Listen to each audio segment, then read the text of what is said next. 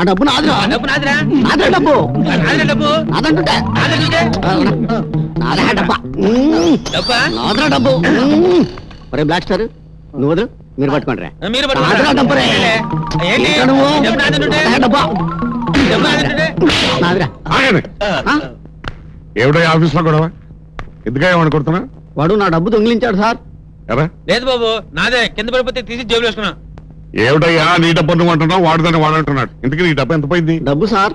డబ్బేనయ్యా, ఎంత పోయింది? మీరు చాలా గొప్పవారు సార్. పోయింది ఎంతైనా మీకు లెక్క ఉండదు, కానీ అదే మాకు చాలా విలువైంది సార్. ఇదిగో ఫిలాసఫీ మాట్లాడేవాడే పిచ్చి కొట్టు కొడతాను. ఇంతకీ ఎంత పోయింది? డబ్బు సార్. పోయింది డబ్బు నువ్వే చెప్పావు కదా, ఎంత పోయింది? డబ్బు అంటే ఎంత అంటారేంటండి? ఏ డబ్బు లెక్క ఉంటుందా? డబ్బుకి లెక్క ఏముంటుందండి అయ్యా? డబ్బు లెక్క ఉండదా? నువ్వెక్కడ అకౌంటెంట్ అయ్యా?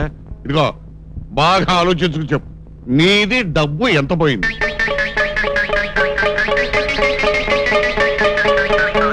బాగా ఆలోచించాను సార్. నాది పోయింది డబ్బు సార్.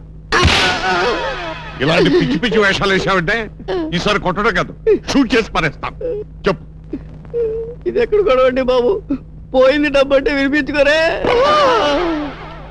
సరే నీ సంగతి తర్వాత చెప్తాను. ఎరా నీ సంగతి ఏమిటి? నీకు దొరికింది ఎంత? సత్య ప్రమాణంగా దేవుడు అందరి మీద ఒట్టేసి నిజం చెప్తున్నానండి, నాకు దొరికింది. దొరికింది డబ్బు అని. అదే ఎంత? నేను చదువుకోలేదండి, ఆ డబ్బు లెక్కెడతాం నాకు రాదండి. నెలలో జీతం తీసుకుంటున్నావా? మరి ఆ డబ్బు ఎవరు లెక్కెడతారు? నేనేనండి. ఆ డబ్బు లెక్కెడతాం చేత అవును, కానీ ఈ దొరికిన డబ్బు లెక్కెడతాం చేత కదా. చేత కాదండి. సరే దొరికింది ఎంత అవుతాయి? ఏమంటారండి? ఇదేనండి. ఇది డబ్బా? అవును సార్, మా చిన్నప్పుడు దీనే డబ్బు అనేవారు. దీనికోసం ఎంతసేపు మీరు ఆఫీస్ పనులు మాని దెబ్బలాడుకుంటున్నారు. ఇలాంటి పిచ్చి పిచ్చి వేషాలు వేశారంటే మిమ్మల్ని ఉద్యోగాల్లో డిస్మిస్ చేస్తారు. వెళ్ళి పనులు చూసుకోండి. అమ్మా అయ్యో అబ్బా.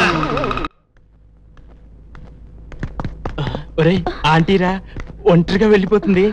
ఆంటీ ఏంట్రా గువ్వలా ఉంటేను? ఒరే నిజమే, గువ్వేరా, ఎక్కడి నుంచి ఎగిరొచ్చిందో పాపం. ఒరే కూరగాయలు మండుటెండలో మలమల మాడిపోతున్నాయిరా. ఎండ మొదలు కరిగిపోతుంటేను. అయితే బయట తీసుకప్పరా,